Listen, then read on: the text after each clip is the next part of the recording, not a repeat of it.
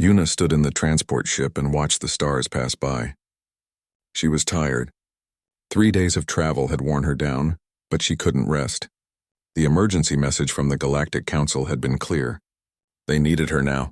She was Earth's ambassador sent to represent humanity among the stars. For 5 years, she had worked to build trust between humans and the other species. It had not been easy. The aliens feared Earth. They called it a death world, a planet so dangerous that nothing should have survived there. Commander Hyun sat across from her. He was her security detail, a tall man with sharp eyes that missed nothing. His uniform was clean and pressed, but Yuna knew what lay beneath the professional appearance. Hyun had fought in wars. He had seen things that still haunted his dreams. "Do you know what this is about?" Hyun asked. Yuna shook her head. "They wouldn't say. Just that every species in the council is gathering. That's never happened before." The transport ship dropped out of faster-than-light travel. Through the window, Yuna saw the council station. It was massive, a wheel of metal and light spinning in the darkness. Ships from across the galaxy surrounded it. Yuna recognized some of the designs. Others were completely new to her. "There are too many ships," Hyun said quietly. His hand moved closer to his weapon. "Something is very wrong." They docked and walked through the station's corridors.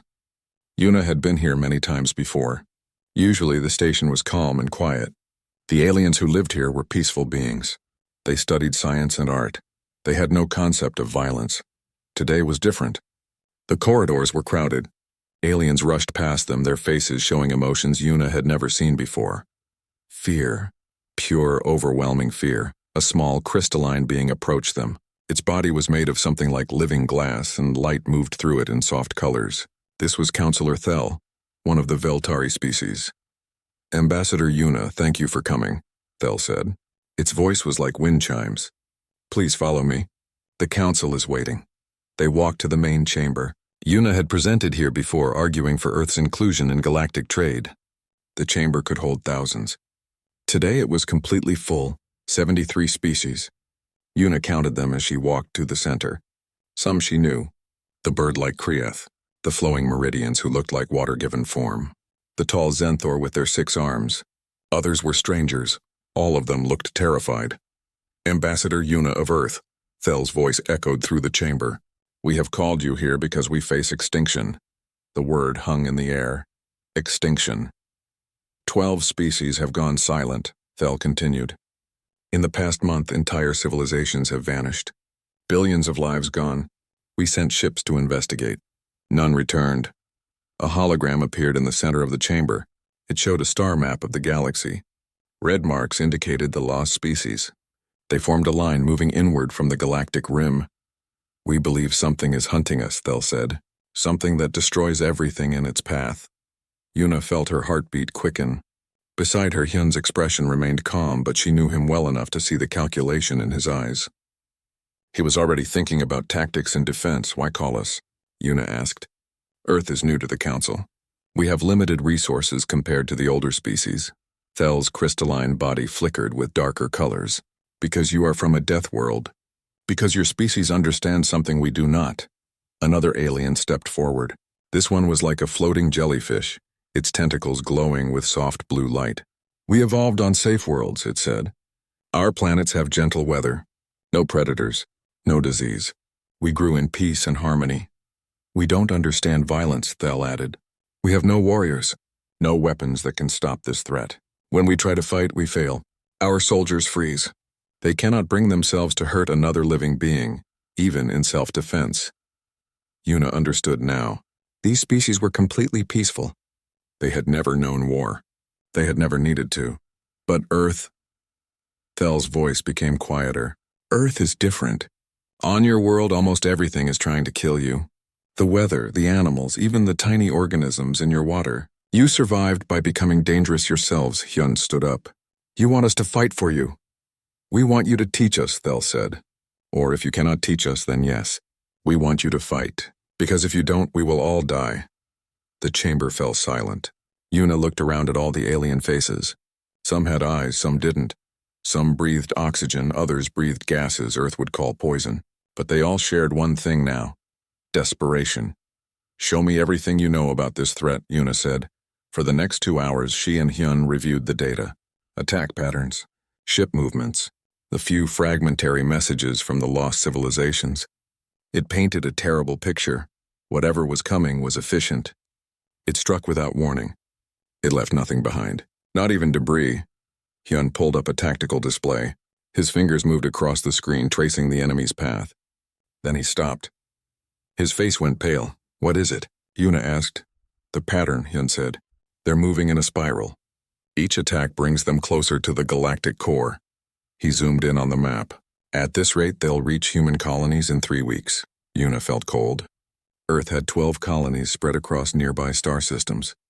Millions of people, families, children. "We need to send a warning," she said. Hyun was already composing the message. His fingers flew across his communicator. Yuna watched him work. She knew what he was sending. Earth had protocols for this. Plans made long ago when humanity had still fought among themselves. They were dark plans. Plans that assumed the worst. Plans that required humanity to become the monsters they had once been. The message sent. Hyun looked at her. "Earth Command is authorizing Protocol Nightfall," he said quietly. Yuna closed her eyes. Protocol Nightfall. She had hoped never to hear those words. It meant Earth was preparing for total war. Every ship would be armed. Every soldier would be called up. Every weapon, including the ones humanity had sworn never to use again, would be taken out of storage. "How long until the fleet arrives?" she asked. 72 hours, Hyun replied. Yuna turned back to the council chamber. Thel was waiting, hope and fear mixed in its crystalline form. "Earth will help you," Yuna said, "but you need to understand something. We're not heroes. We're survivors. And survival sometimes requires terrible choices."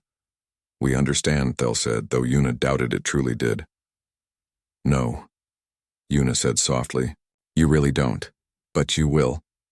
She looked out at the stars through the chamber's viewing window. Somewhere out there, in the darkness between worlds, something was coming, something that thought the galaxy was easy prey. It was about to learn that not all prey died quietly. Some prey had teeth. Some prey had learned to fight back. And some prey came from a world called Earth where every single day had been a battle just to survive. The shadows were gathering, and soon the Deathworlders would step into the light.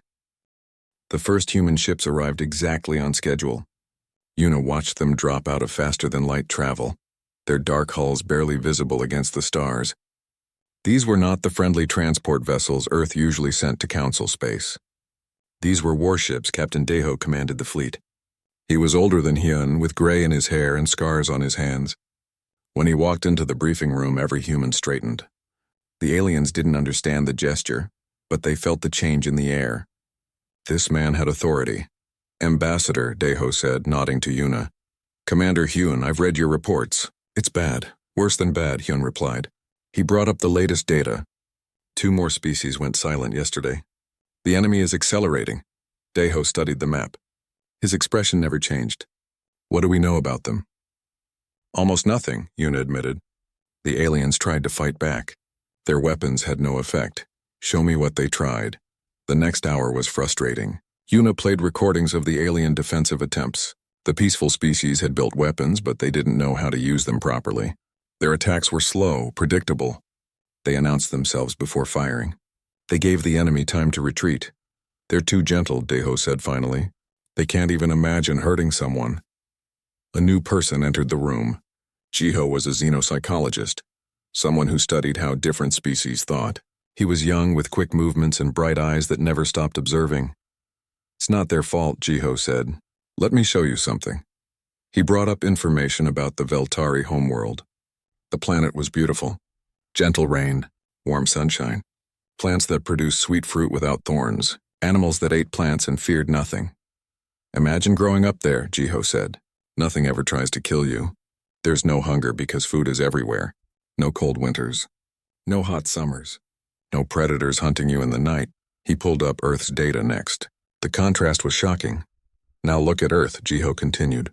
97% of all species are either predators or prey. The weather can freeze you or cook you. The water has things that can kill you. Even the air has organisms that try to invade your body. Humans evolved to survive constant threats. Daeho nodded slowly. "So what makes us different?" "Everything," Jiho said. "Humans can run for hours without stopping. You heal from injuries that would kill most species. You can eat food that's mildly poisonous and your bodies just handle it. Your minds can stay calm during terrible stress. And most importantly, you understand violence. He looked at the aliens who had gathered to listen. Several of the Veltari were there, along with representatives from other peaceful species. I don't mean you like violence, Jiho explained. I mean you comprehend it. You can predict it. You can use it when necessary.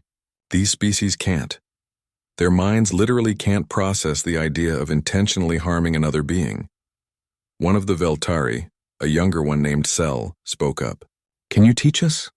Can we learn to be like you? Jiho looked sad. I don't know. Let's try. The training began the next day. Sora was in charge. She was a combat instructor from Earth's military academy. Tough and direct. She stood in front of 20 alien volunteers and tried to teach them basic defense. When someone attacks you, you block, Sora demonstrated, moving her arms in a simple defensive pattern. Then you counterattack. Hit them back before they can hit you again. The aliens tried to copy her movements. They could do the blocking part. But when it came time to counterattack, they froze. Their bodies simply wouldn't move in an aggressive way. After an hour, Sora called for a break. She walked over to Yuna, frustration clear on her face.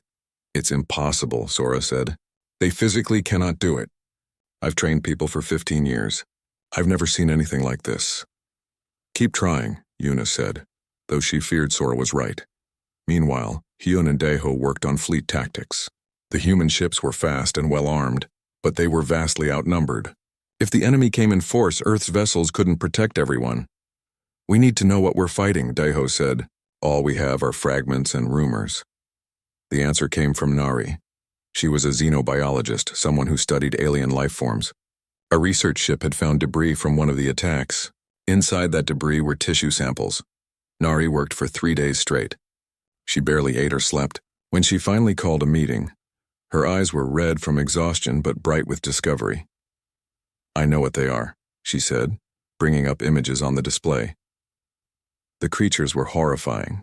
They looked like massive insects, but wrong. Too many legs, too many eyes, armor plating that seemed to grow in layers, sharp edges everywhere. They're Deathworlders, Nari said quietly. Like us, maybe worse than us. She explained what she'd found. The creatures came from a planet with crushing gravity. The atmosphere was toxic. The temperature swung wildly between burning hot and freezing cold. To survive there, they had to become nearly indestructible, Nari continued. Their armor can withstand incredible impacts. They don't feel pain the way we do. And they're strong. One of these creatures could probably rip apart a human barehanded. The room fell silent.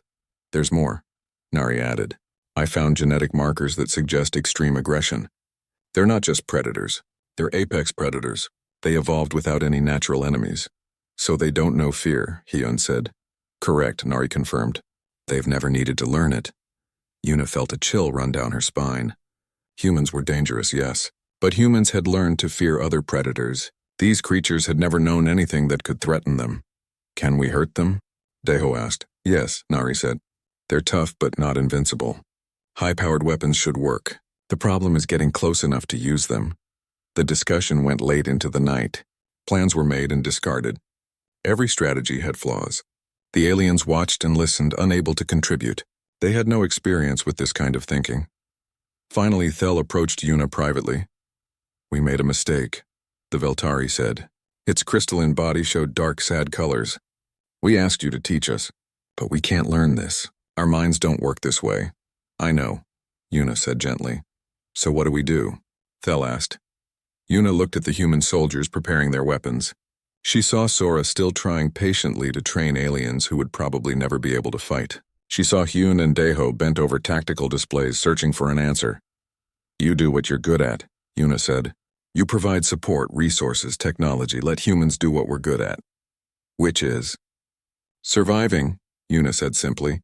Fighting. Refusing to give up even when everything says we should. Thel was quiet for a moment. You'll fight for us, knowing you might die? That's what soldiers do, Yuna replied. That's what humans do. We protect what matters, even if it costs us everything. The alarm started blaring before Thel could respond. Red lights flashed throughout the station. Hyun ran toward them, his face grim. They're here, he said. 17 ships just dropped out of FTL, big ones. Yuna ran to the command center. On the displays, she saw them. The enemy vessels were biological, grown rather than built. They looked like enormous insects floating in space. All human ships to combat positions. Deho's voice came over the comm. This is not a drill. Prepare for engagement. Through the viewing window, Yuna watched the human warships move into formation. They looked so small compared to the enemy, so fragile, but they didn't retreat. They didn't hesitate. The Deathworlders were ready to fight. The Krell ships opened first. Massive bioweapons fired streams of burning acid across space. 3 alien defense vessels were hit. Their shields failed instantly. The ships dissolved, melting like ice under hot water. Get those civilian transports out of here, Deho ordered. All evacuation ships jumped to safety now. Yuna watched the alien ships flee. The peaceful species were good at running. They had fast engines and excellent navigation. Within minutes, thousands of civilians were escaping to safety, but running wouldn't save them forever. Someone had to make a stand. The Krell ships advanced slowly. They seemed confident, almost lazy. They had destroyed 12 civilizations. They expected this to be easy. Weapons ready, Hyun said from his position on the command deck. Wait for my signal. The human ships stayed perfectly still. To the Krell, they probably looked frozen with fear. That's what all the other species had done. The Krell moved closer. Closer. Now, Hyun said quietly. The human ships vanished. Not destroyed. Not damaged. They simply disappeared from every sensor the Krell had. One moment they were there, the next they were gone. Yuna smiled. Stealth technology. Earth had developed it centuries ago during their corporate wars. Ships could hide from most sensors if they ran silent and cold. The Krell ship stopped. For the first time, they seemed confused. Where had their prey gone? The answer came from behind. 3 human destroyers appeared from nowhere and fired. Railguns launched metal slugs at incredible speeds. The projectiles hit one of the Krell bioships, punching through its organic armor. The Krell ship screamed. It was a sound that shouldn't exist in space, but somehow they all heard it. A terrible, angry shriek. Then the human ships vanished again. That's one way to get their attention, Deho said with grim satisfaction. The Krell changed tactics. They spread out, trying to cover more space. They fired randomly, hoping to hit something. But the human ships were already somewhere else. They don't understand, Jiho said from his observation post. He was taking notes, studying the enemy's behavior. They've never fought prey that hides. They're apex predators. Everything they've ever hunted has been visible. Good, Hyun replied. Let's keep them confused. On another part of the station, Junho was preparing his special operations team. He was a quiet man, the kind who didn't speak unless he had something important to say. His soldiers were the same, silent, focused, deadly. Our job is simple, Junho told them. Get inside those bioships, find something important, destroy it. The team was small, just 12 humans. They wore powered armor that enhanced their strength and speed. Each carried weapons that could cut through almost anything. How do we get inside? One soldier asked. Junho smiled. It wasn't a nice smile. We knock on the door. They launched in a small stealth shuttle. It approached one of the Krell ships from below, where the sensors were weakest. The shuttle attached itself to the bioship's hull like a parasite. Junho placed a cutting charge. It burned through the organic armor in seconds. They entered the ship. Inside was like a nightmare. The walls were alive, pulsing with movement. The air was thick and hot. Everything was organic, grown rather than built. And there were Krell. Lots of them. The first Krell warrior rounded a corner and stopped. It was huge, maybe 10 feet tall, covered in black armor plates. Its multiple eyes focused on the humans. Junho fired first. His weapon was designed to penetrate heavy armor. The Krell warrior staggered but didn't fall. It charged. Move, Junho shouted. His team scattered. The Krell was fast, impossibly fast for something so large, but the humans were faster. They had trained for this. They knew how to fight as a unit. 2 soldiers attacked from the sides while Junho drew its attention. The Krell tried to focus on all of them at once. It couldn't. 3 more shots hit vital areas. The warrior fell. Keep moving, Junho ordered. They know we're here. They pushed deeper into the ship. More Krell appeared. The fighting was brutal and close. In these narrow spaces, the Krell's strength was less effective. The humans used speed and coordination.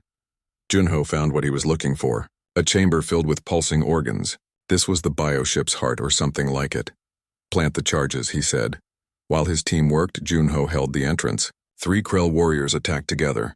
He couldn't beat them in raw strength, so he didn't try. He used the environment.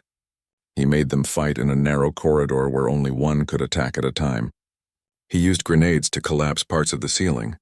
He turned their strength against them. Charges set. A soldier called, "Everyone out now!" They ran. Behind them, the Krell followed. The humans reached their shuttle and sealed the door just as the charges exploded.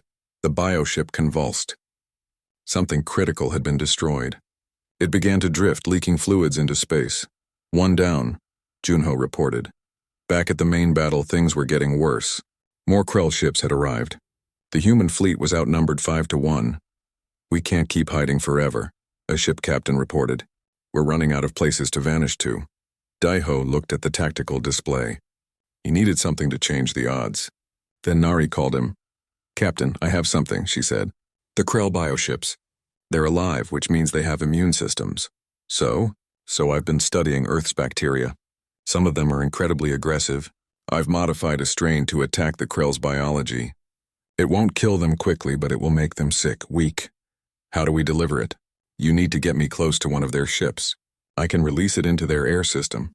It was risky, incredibly risky. But Daiho was a soldier. He understood calculated risks. "Hyun, I need you to escort Nari," Daiho ordered. "Get her to a Krell ship." Yun's transport fought its way through the battle. Krell weapons fire lit up space around them. The pilot was good, dodging and weaving. They reached one of the damaged bioships. Nari released her biological weapon. It was invisible, just bacteria floating through space. But when it reached the Krell ship and entered through the wounds Junho's team had made, things changed. The Krell inside started to feel sick. Not dying, but weak, slower. Their perfect immune systems had never encountered Earth's diseases. "They had no defense. It's working," Nari reported, watching her sensors. "They're becoming less effective." Across the battle, human ships pressed their advantage. They targeted the infected bioship, destroying it completely. Then they moved to the next target. But the Krell were learning too. They began firing in patterns, trying to predict where the human ships would appear. They started working together better, coordinating their attacks. One human destroyer wasn't fast enough. A stream of acid caught it. The ship's armor held for 3 seconds. Then it failed. The destroyer broke apart. Yuna watched people die. Good people. Humans who had volunteered to protect species they'd never met. "We need to retreat," someone suggested. "No," Hyun said firmly. "If we retreat, the Krell will chase the evacuation ships. We hold here." Sora was fighting too, commanding a group of Marines on the station's outer hull. The Krell had sent boarding pods. Small craft full of warriors trying to take the station directly. "They just keep coming," one Marine shouted. "Then we keep shooting," Sora replied. Her rifle barked again and again. The Krell warriors were tough, but human weapons were tougher. A Krell got close to her. Its claw came down like a hammer. Sora rolled aside and fired point blank into its joint. The creature's arm fell useless. She fired again, targeting its head. It fell. "How many more?" she asked. "Too many," her second-in-command replied. But they kept fighting. That's what Deathworlders did. They fought when it was smart. They fought when it was stupid. They fought because giving up meant death, and death wasn't acceptable. Back in command, Daiho received a new message. "The worst possible message. Captain," the sensor officer said, voice shaking. "New contacts. 50 more Krell ships just entered the system." 50. They were already struggling with 17. 50 would overwhelm them completely. "Pull everyone back to the station," Daiho ordered. "Form a defensive perimeter. We'll make them pay for every inch." Yuna felt fear then. Real cold fear. They had fought well. They had proven humans could hurt the Krell, but numbers mattered. You couldn't beat 50 capital ships with 12 destroyers. The new Krell ships approached slowly. They were in no hurry. They knew they had won. Then something unexpected happened. One of the new ships broadcast a message. Not in human language, not in any of the council languages, but the translation came through quickly. "Humans, you fight well, better than any species we have encountered. Our queen wishes to speak with you." Everyone in command looked at each other. The queen wanted to talk. "What do we do?" someone asked. Yuna stood up. "We listen, but we don't lower our weapons." The message continued. "Meet us, champion to champion. Prove your strength. Or die with the others. It was a challenge, and from what Jiho had said about predator psychology, refusing would make things worse. Tell them we accept, Yuna said. Hyun grabbed her arm. Yuna, this could be a trap. Everything is a trap, she replied. But maybe, just maybe, we can turn this into something else. The Krell ships held position. The human ships did the same. In the space between, a fragile peace formed. Not trust, not friendship. Just a moment of quiet before the next battle. But in that moment, something changed. The Krell had learned that humans were dangerous. And humans had learned that the Krell could be reasoned with. The meeting took place on neutral ground. A small platform was built in space halfway between the human fleet and the Krell armada. Yuna, Hyun, and Daeho went to meet the Krell Queen. She was massive. 3 times the size of her warriors, with armor that gleamed like polished obsidian. Her multiple eyes studied the humans with what might have been curiosity. I am Korshak, the Queen said through a translator. Supreme Matriarch of the Krell, you are the first species to wound my swarm in 300 cycles. We are humans, Yuna replied, keeping her voice steady. From the planet Earth. Earth. I will remember this name. Korshak moved closer. Her claws tapped on the platform floor. You are Deathworlders like us. I can see it in how you move, how you think. You understand survival. We do, Yuna agreed, which is why we won't let you destroy the peaceful species. Korshak made a sound like grinding rocks. It might have been laughter. Peaceful, weak, they are prey. We harvest them. You kill them, Hyun said coldly. We use what the galaxy provides. Korshak's tone didn't change. But you are different. You could be useful. We're not interested in joining you, Daeho said. I offer you a choice, Korshak continued, ignoring him. Fight beside us. Help us harvest this galaxy, or die defending those who cannot defend themselves. There's a third option, Yuna said. You leave. We all survive. Korshak leaned down until her face was close to Yuna's. I like you, little human. You have courage. So I will give you a chance, my champion against yours. Single combat. If your warrior wins, we withdraw from this system. If mine wins, you stop interfering. Yuna glanced at Hyun. He nodded slightly. It was better than fighting all 50 ships, we accept, Yuna said. Good, we fight in 1 hour. Bring your best warrior. I will bring mine. Back on the human ships, panic set in. Who could fight a Krell champion? These creatures were stronger, faster, and tougher than humans. Even with weapons, it would be nearly impossible. I'll do it, Hyun said immediately. No, Daeho replied. You're too valuable. We need you commanding the fleet. Then I'll go, Sora volunteered. You're wounded from the boarding action, Hyun pointed out. Her armor had taken several hits. They argued for 20 minutes. Every soldier wanted to volunteer. But Yuna knew the truth. Whoever fought would probably die. The Krell champion would be the best they had. Bred for combat, trained since birth. Then a quiet voice spoke from the back of the room. I'll fight. Everyone turned. Taeyang stood there. He was a ship engineer, usually covered in grease and carrying tools. Nobody knew much about him. He kept to himself, did his job well, never caused trouble. No offense, Sora said, but you're not a soldier. I know, Taeyang replied, but I can fight. Better than anyone here. Hyun studied him carefully. Explain, Taeyang sighed. He looked uncomfortable, like he was revealing a secret he'd kept for years. Before I became an engineer, I fought in the underground circuits on Earth. Arena combat. No rules, fight until someone can't continue. The illegal death matches? Daeho asked, shocked. Those had been banned decades ago. Too brutal. Too many people died. I didn't like what I was, Taeyang said quietly. So I left. Became an engineer. Tried to be normal. But I remember how to fight. And I remember how to win. Yuna looked into his eyes. She saw something there. Experience. Pain. And underneath it all, skill that had been honed through blood and survival. Show us, she said. In the training room, Taeyang faced Sora. She was one of the best hand-to-hand fighters in the human military. She attacked fast and hard. Taeyang moved like water. Every punch she threw, he wasn't there. Every kick missed by inches. Then his counterattacks came. Not brutal or aggressive, precise, efficient. In 30 seconds, Sora was on the ground, unable to breathe properly from a strike to her chest. Okay, she wheezed. He's good. The hour passed too quickly. They prepared Taeyang as best they could. Light armor, a combat knife, nothing else. The Krell had insisted on minimal weapons. This was to be a test of skill and strength. The platform had been expanded. Aliens from across the galaxy watched through transmissions. The peaceful species watched with hope. The Krell watched with confidence. The Krell champion emerged. It was even larger than the warriors Junho had fought. Scars covered its armor. This creature had survived thousands of battles. Taeyang walked out to meet it. He looked tiny in comparison. A normal human facing a perfect killing machine. "You are brave," the Krell champion said. "Brave but foolish. I will make your death quick." "We'll see," Taeyang replied. The fight began.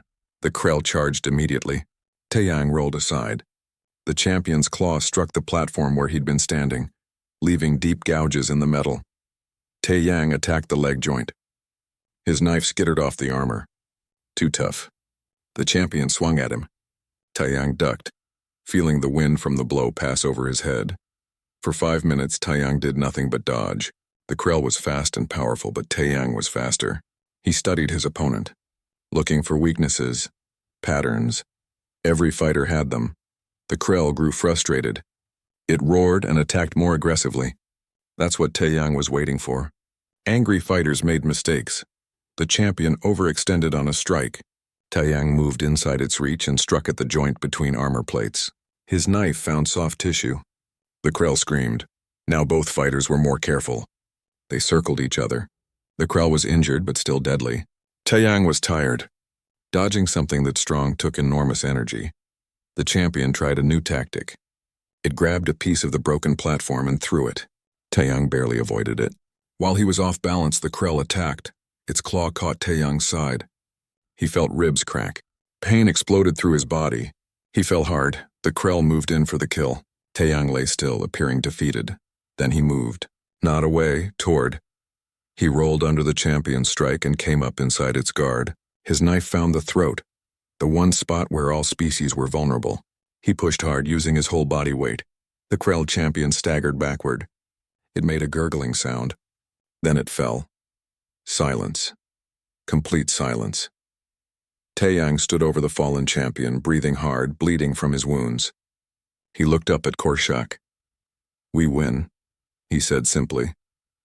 Korshak stared at him, then at her dead champion, then back at Taeyang. When she spoke, her voice was different, respectful. "You fight well, human. You understand violence as art, as necessity." She paused. "I will honor our agreement. We withdraw from this system." "Good," Yuna said, relief flooding through her. "But there is something you should know," Korshak continued. "We are not conquerors. We are refugees." Everyone stopped. "What?" Hyun asked. Korshak's armor seemed to dim. "We do not harvest species for pleasure. We do it for survival. Something worse is coming. Something that destroyed our empire. We have been gathering resources, building armies, trying to prepare, but we have failed to understand cooperation. We only know conquest. What's coming?" Teho demanded. Before Korshak could answer, the sensors screamed. New contacts. But these weren't ships. They were something else. Massive forms that bent space around them. Reality seemed to twist and distort where they appeared. Nari's voice came over the comm, filled with terror. "Those readings, they're impossible. Those things are feeding on the background energy of space itself. They're eating reality." "The Void Screamers," Korshak said quietly. "They have found us." Yuna looked at the new threats on the display, then at the Krell fleet, then at the human ships. None of them could fight these things alone. "We have a choice," she said. "We can kill each other, or we can work together." Korshak studied her. "You would ally with those who tried to kill you?" "Survival requires strange partnerships sometimes," Yuna replied. "Isn't that what Deathworlders do, adapt?" The Void Screamers were getting closer. Time was running out. "Very well," Korshak said. "Let us see if Deathworlders from different worlds can learn to fight together. Because if we cannot, we all die." The two fleets moved toward each other, not to fight, to stand together. Somewhere in the darkness between stars, something ancient and terrible was coming, something that fed on life itself. But it was about to learn something important. Deathworlders didn't give up. Deathworlders didn't run. And when backed into a corner, Deathworlders fought with everything they had. The final battle was about to begin. The Void Screamers filled the viewing screens. They looked like tears in space itself, dark shapes that hurt to look at directly. Reality bent around them. Light moved in wrong directions. Sounds that shouldn't exist echoed through the void. How many? Deho asked. 17, the sensor officer replied. But they're growing, feeding on the energy around them. Korshak's voice came through the comm. Conventional weapons will not work. They exist partially outside normal space. Your bullets and our acid will pass through them. Then how do we fight them? Hyun demanded.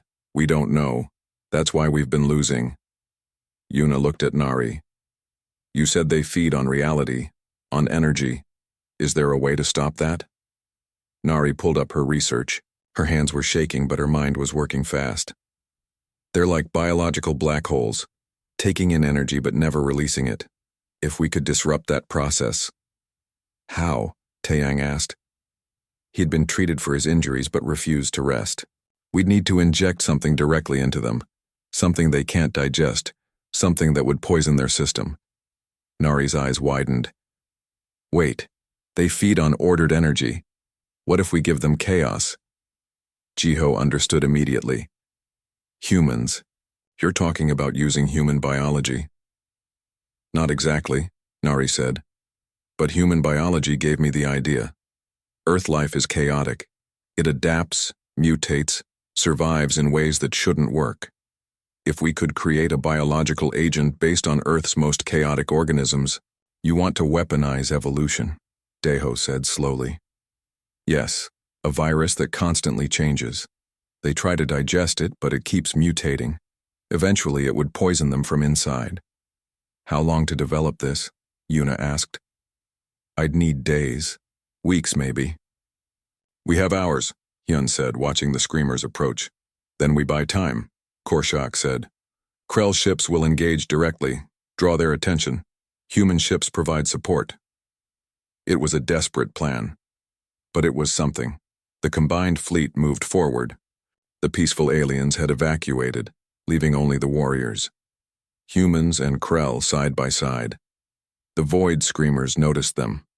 The creatures changed direction, moving toward the fleet.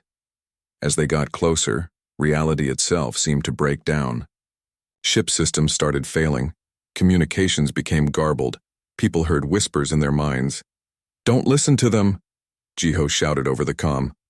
They're trying to break your concentration. Focus on what's real. The Krell ships fired first.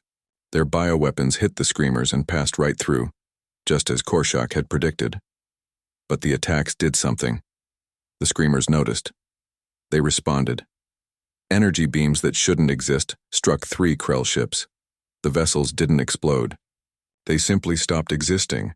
One moment they were there, the next, there was nothing, not even debris. Fall back, Deho ordered. Maintain distance. But the screamers were fast. Impossibly fast. They moved through space as if distance meant nothing. One appeared directly in front of a human destroyer. The ship tried to retreat. It wasn't fast enough.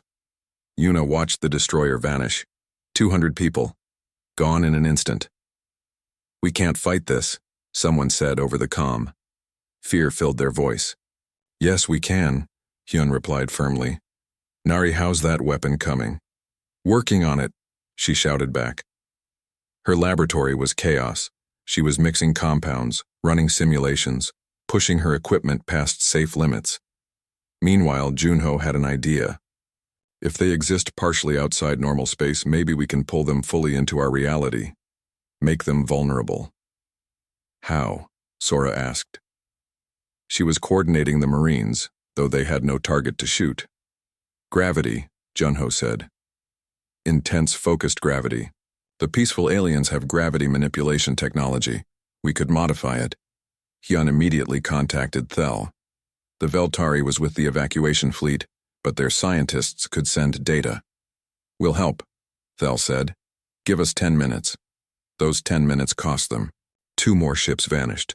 1 human, 1 Krell.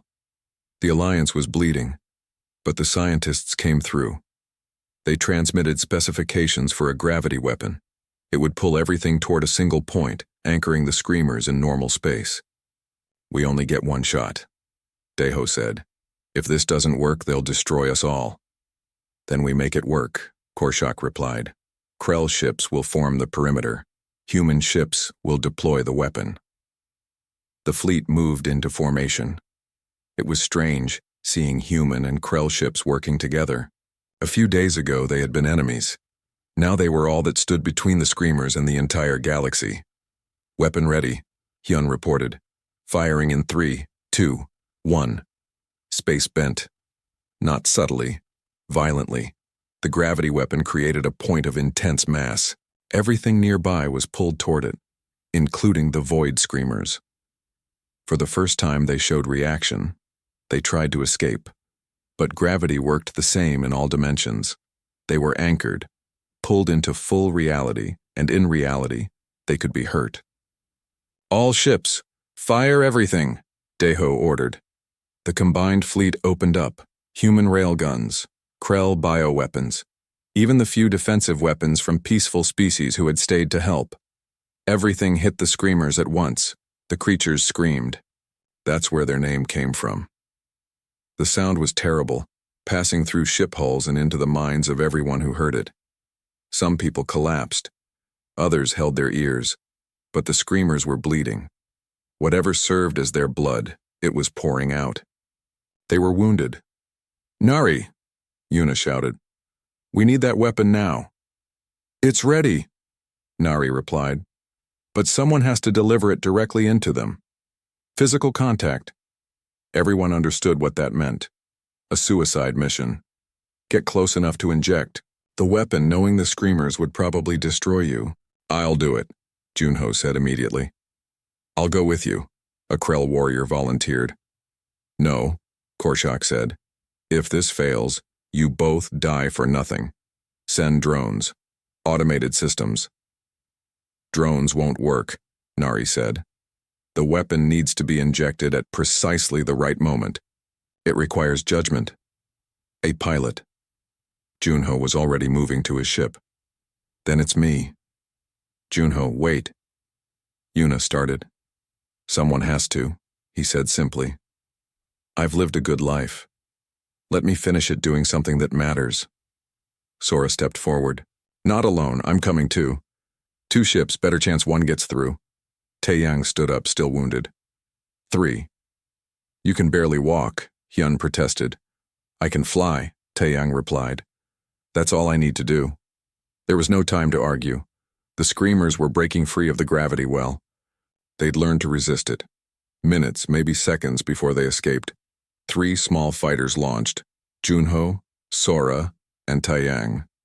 They carried Nari's biological weapon, each approaching from different angles.